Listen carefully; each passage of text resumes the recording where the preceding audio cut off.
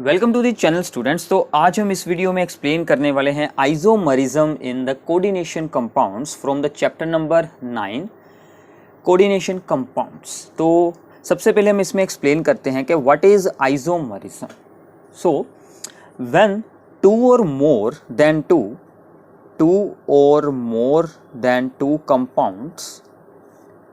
compounds having the same molecular formula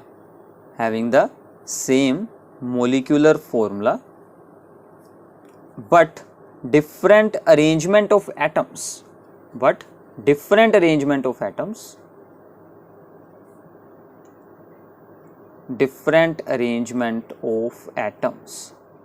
so basically इसमें क्या होगा कि अगर हमारे पास टू और मोर देन टू ऐसे कंपाउंड्स हैं जिनका सेम मोलिकुलर फॉर्मूला है but they are having the different arrangement of atoms, then these are called isomers and this phenomena is known as the isomerism. ठीक है, तो डेफिनेशन आप लोगों को नोट डाउन कर लेनी है। साथ में मैं रिपीट कर देता हूं, व्हेन देयर आर टू और more than two compounds having the same molecular formula, यहाँ पर हम कंपाउंड्स के साथ कोऑर्डिनेशन वर्ड यूज कर लेंगे। Coordination compounds having same molecular formula but different arrangement of atoms, these are called isomers and this phenomena is known as the isomerism. So isomerism is basically divided in two parts. Isomerism, so सबसे पहला इसका part होगा that is the structural isomerism. ठीक है, structural isomerism, and the second one is the stereoisomerism. ठीक है, stereo isomerism. सो ये इसके दो पार्ट्स रहेंगे, स्ट्रक्चरल आइसोमरिज्म और स्टीरियो आइसोमरिज्म। ठीक है, या फिर स्टीरियो आइसोमर्स हम इसे बोल देते हैं। स्ट्रक्चरल के आगे कौन कौन से पार्ट होंगे? सबसे पहला इसमें होगा आयनाइजेशन आइसोमरिज्म। ठीक है, देन इसमें हमारे पास होगी हाइड्रेट और सोलवेट आइसोमरिज्म, ठीक है, then third is the coordination isomerism. ठीक है, and fourth is the linkage isomerism. ठीक है, तो ये इसके 4 पार्ट्स होंगे स्ट्रक्चरल आइसोमरिज्म। ठीक है, ऐसे ही स्टीरियो आइसोमरिज्म के हमारे पास 2 पार्ट रहते हैं, geometrical isomerism and the last one is the optical isomerism. ठीक है, तो ये अगर हम यहाँ पर देखें तो टोटल हमारे पास 4 ये और 2 पार्ट ये हो गए, टोटल हमारे पास है 6 टाइप्स ऑफ द ये आइसोमर्स। ठीक है, तो स्ट्रक्चरल में क्या होता है कि डिफरेंट मोड ऑफ अटैचमेंट हो जाता है, स्ट्रक्चर अलग होती है। ठीक है, और स्टीरियो आइसोमरिज्म में क्या होता है, स्ट्रक्चर सेम होती है but special arrangement of atoms change हो जाता है। मतलब इसमें स्ट्रक्चर भी सेम रहेगी, मोलिकुलर फॉर्मूला भी सेम रहेगा, सिर्फ जो एटम्स या फिर जो भी उसके साथ अटैच हुए लिगेंड्स हैं उनका with respect to one another जो अरेंजमेंट होता है एक दूसरे के अकॉर्डिंग वो वहाँ पर चेंज होता है। तो पहले हम स्ट्रक्चरल एंड उसकी ये 4 टाइप्स को एक्सप्लेन करेंगे, देन इससे जो अगले पार्ट में हम स्टीरियो आइसोमरिज्म में बात करेंगे। तो स्टार्ट करते हैं स्ट्रक्चरल आइसोमरिज्म को। सो द स्ट्रक्चरल आइसोमरिज्म क्या होती है कि जिसमें सेम मोलिकुलर फॉर्मूला हो, फिर से वही चीज लगेगी, having the same molecular formula but different structural arrangement. जो स्ट्रक्चरल अरेंजमेंट होगा वो हमारा यहाँ पर डिफरेंट रहेगा, different structural arrangement around central metal atom. ठीक है, अराउंड सेंट्रल मेटल एटम। तो आपको डेफिनेशंस को अच्छे से नोट डाउन करना है। ठीक है, तो आपको यहाँ से डेफिनेशन को कंप्लीट कर लेना है। तो stereo isomerism is that isomerism in which the different compounds have the same molecular formula but having the different structural arrangement around the central metal ion. ठीक है, तो इसकी सबसे पहली एग्जाम्पल यानी कि इसकी सबसे पहले हम करते हैं टाइप, उसमें आपकी एग्जाम्पल्स आएंगी तो वहाँ से आपको ईजिली अंडरस्टैंडिंग हो जाएगी। Ionisation isomerism, this is the most important one, ionisation isomerism. अब देखिए आपको इसके नेम से आइडिया हो जाएगा कि यहाँ पर डिफरेंट आयंस बनने वाले हैं। ठीक है, सो जितनी भी हम आइसोमरिज्म को एक्सप्लेन करेंगे सबसे पहला वर्ड आपका क्या रहेगा, सेम मोलिकुलर फॉर्म, क्योंकि मोलिकुलर फॉर्मूला तो सेम रहने वाला है, ठीक है ना। But give different ions in the solution, but give different ions in solution. तो ये हम इनको डिसोल्व करते हैं सोल्यूशन में तो ये डिफरेंट आयंस बनाते हैं, ठीक है, डिफरेंट आयंस बनाते हैं। फॉर एग्जांपल मोलिकुलर फॉर्मूला है हमारे पास CONH3 Br and SO4। So this is the molecular formula, ठीक है। अब इस मोलिकुलर फॉर्मूला के हमारे पास डिफरेंट जो यहाँ पर कोऑर्डिनेशन कंपाउंड्स बन सकते हैं। एक बन सकता है CO, ठीक है, इसके साथ हम रखते हैं Br एक अंदर और बाकी के अमोनिया रखते हैं, ठीक है, 5, और बाहर आएगा SO4। और एक ये भी बन सकता है कंपाउंड के SO4 अंदर आ जाए और अमोनिया तो वैसे ही रहें और Br चला जाए बाहर, ठीक है। अब ये इसके 2 आइसोमर बनते हैं जिसका के सेम मोलिकुलर फॉर्मूला है, ठीक है। So these 2 are the ionisation isomers of each other. क्यों है?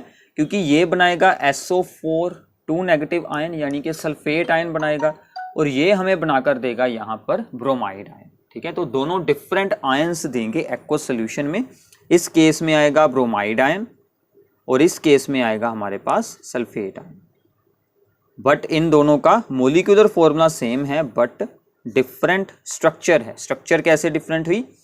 यहाँ पर Br है लिगेंड और SO4 है यहाँ पर बाहर जो आयन होता है, ठीक है, और यहाँ पर SO4 है लिगेंड और हमारा Br क्या बन गया है यहाँ पर बाहर वाला आयन बन गया है, ठीक है। सो इसे हम क्या बोल देते हैं?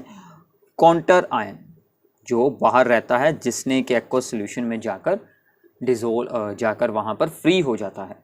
तो इसमें क्या होता है बेसिकली के लिगेंड्स जो होते हैं वो चेंज हो सकते हैं बाय द काउंटर आयंस के साथ, ठीक है।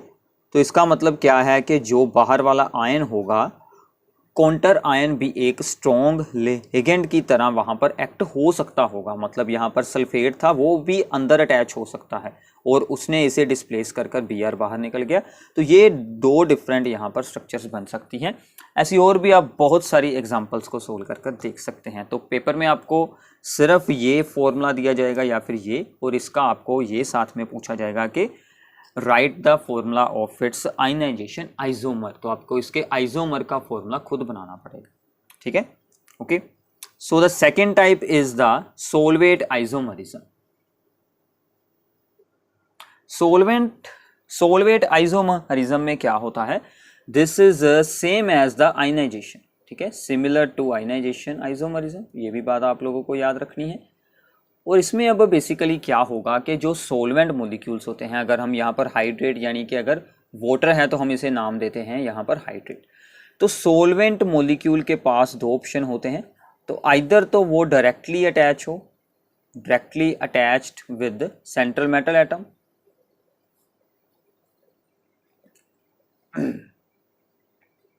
इसका मतलब क्या हुआ कि जो सोलवेंट मोलिक्यूल होगा वो एक्ट करेगा एज ए लिगेंड अगर वो डायरेक्टली अटैच हुआ, जैसे कि वाटर हो सकता है H2O। और दूसरा उसके पास ऑप्शन क्या है कि वो वहां पर as a free solvent molecule हो इन द क्रिस्टल लैटिस, ठीक है, as a free solvent molecule in the crystal lattice. तो इसके अकॉर्डिंग हमारे पास डिफरेंट स्ट्रक्चर्स बन जाती हैं।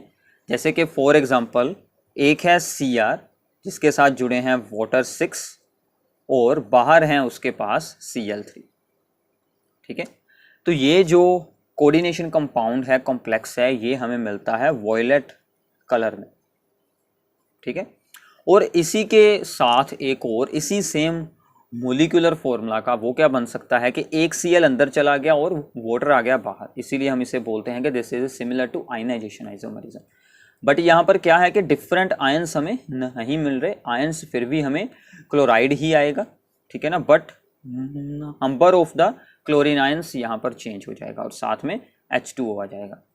तो ये हमें मिलता है ग्रे ग्रीन कलर में, ठीक है। ऐसे ये दोनों डिफरेंट कंपाउंड्स बन जाते हैं। यहाँ पर जुड़े हैं 5 वाटर और साथ में 1 है क्लोराइड और यहाँ पर 6 के 6 हैं वाटर के ही लिगेंड्स। तो ऐसे इसमें बनती है सोलवेट आइसोमरिज्म। तो आपको एग्जांपल्स को ध्यान से समझना है ताकि आपको पेपर में एग्जांपल्स को सोल्व करते वक्त कोई भी प्रॉब्लम ना हो। और थर्ड टाइप करते हैं, that is the coordination isomerism. Coordination isomerism में क्या होता है कि बोथ जो हमारे कैटायनिक एंड अनायनिक पार्ट्स होते हैं दोनों ही कोऑर्डिनेशन आइडेंटिटीज होती हैं। इसमें क्या होगा कि differ in distribution of ions, distribution of the ligands, different in distribution of the ligands in positive and negative coordination identities। ठीक है, कोऑर्डिनेशन आइडेंटिटीज जो इस बार होंगी वो दोनों ही हमारी कोऑर्डिनेशन आइडेंटिटीज होगी, मतलब कि positive ion and negative ion, उसमें जो लिगेंड्स होंगे वो आपस में चेंज हो सकते हैं। ठीक है, सिर्फ इतना होगा इसमें।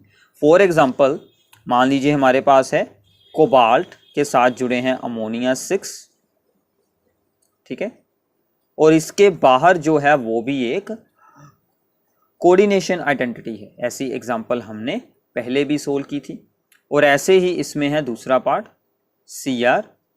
अब क्या हुआ कि Cr के साथ जुड़ चुके हैं अमोनिया, लिगेंड्स आपस में इनके चेंज हुए हैं और कोबाल्ट के साथ जुड़ा है Cu।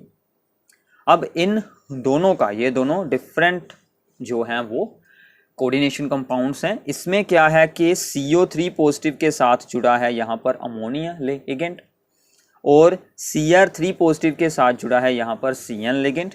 ठीक है, और यहाँ पर ऑपोजिट हो गया है, Cr के साथ जुड़ा है अमोनिया, यहाँ पर था Cr के साथ साइनाइडो। और ऐसे ही यहाँ पर कोबाल्ट के साथ जुड़ा है साइनाइडो और यहाँ पर कोबाल्ट के साथ था अमोनिया लिगेंड।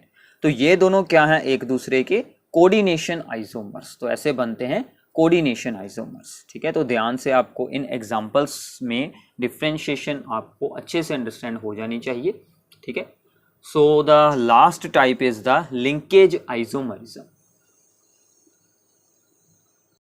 तो इसमें क्या होगा कि लिंकेज जो है वो चेंज होगी।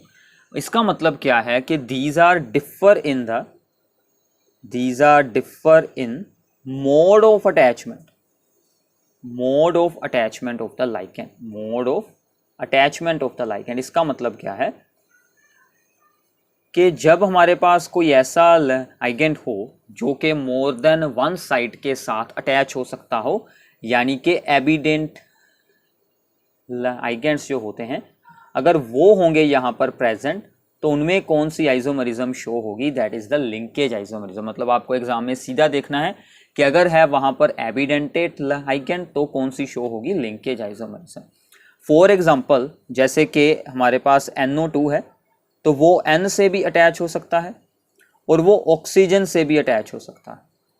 ठीक है, दोनों साइड से अटैच हो सकता है।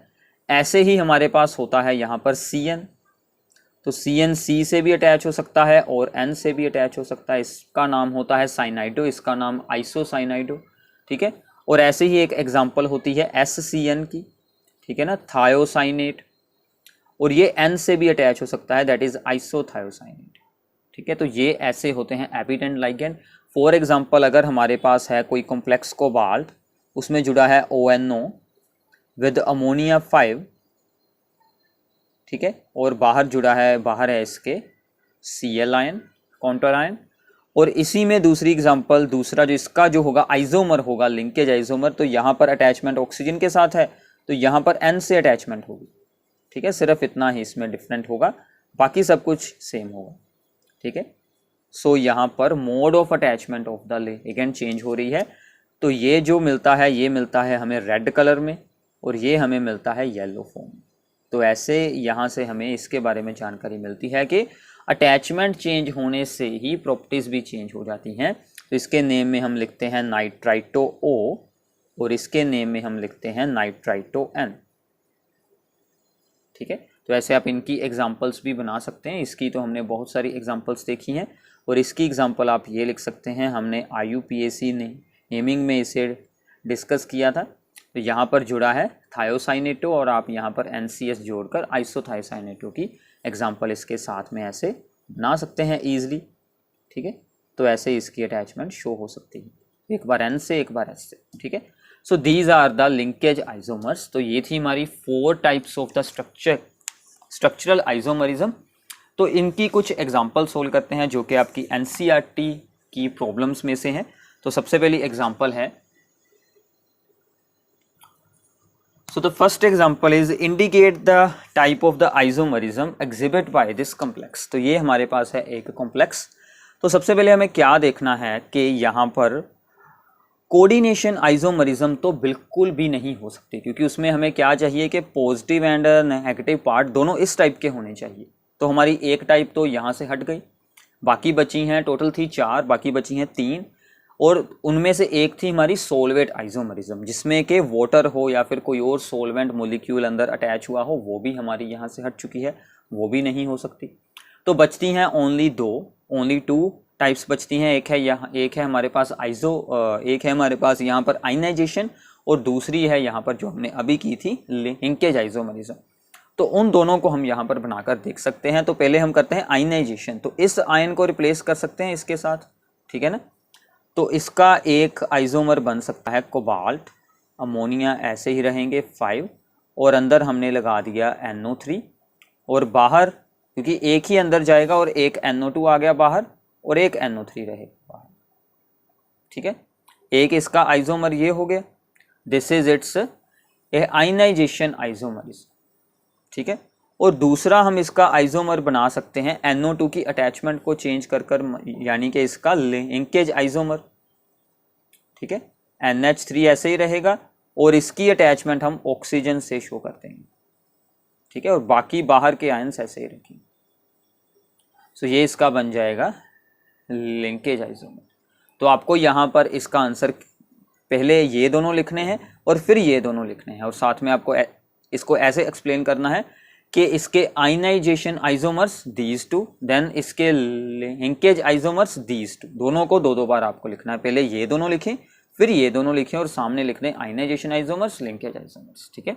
तो सिंपल सी बात है, पहले हमें ऑब्जर्व करना है। तो यहाँ पर ऑब्जर्वेशन से हमें साफ पता चल रहा है कि यहाँ पर कौन सी होगी, कोऑर्डिनेशन आइसोमरिज्म, ठीक है ना। तो यहाँ पर बनेगी कोऑर्डिनेशन आइसोमरिज्म। तो देखिए जो आगे स्टीरियो आइसोमरिज्म की एग्जांपल्स आएंगी वो थोड़ी सी डिफ़िकल्ट होती हैं, बट ये वाली बिल्कुल सिंपल है।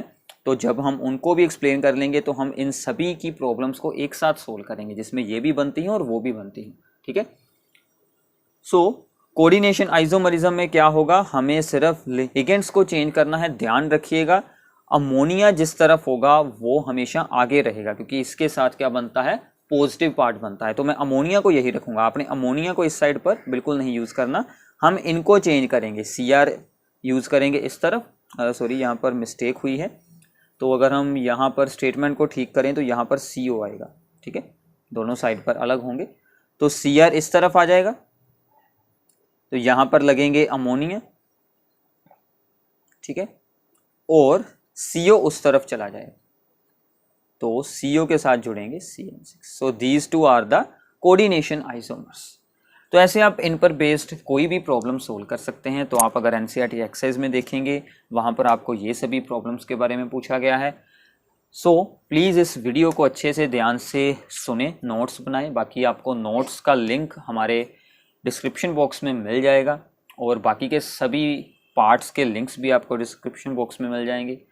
तो आपको अगर वीडियो हमारी अच्छी लगी है तो अपने फ्रेंड्स के साथ इसे शेयर ज़रूर करें, और अपने व्यूज़ को नीचे कमेंट बॉक्स में बताएं कि आपको इस वीडियो की अंडरस्टैंडिंग कैसी हुई है, और कोई भी डाउट हो वो भी आप हमसे पूछ सकते हैं। Thanks for watching this video.